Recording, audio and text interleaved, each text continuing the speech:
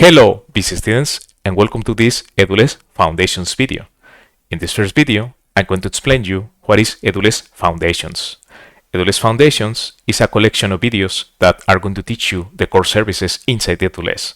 So we're going to learn about EC2, Lambda, RDS, DynamoDB, VPC, and many more. At the end of this series, you are going to be able to build applications inside AWS. How are we going to do it? Well, each week you have to watch one technical video that will cover all the theory about the service. Then of course you need to practice, and for that you are going to make one or more labs.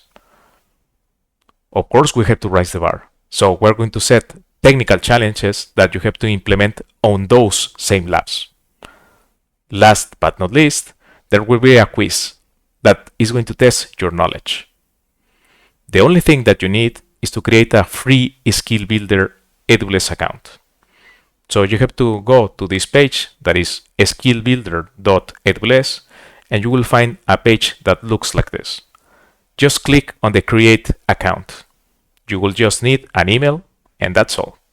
So I hope that you're ready for this. Let's go.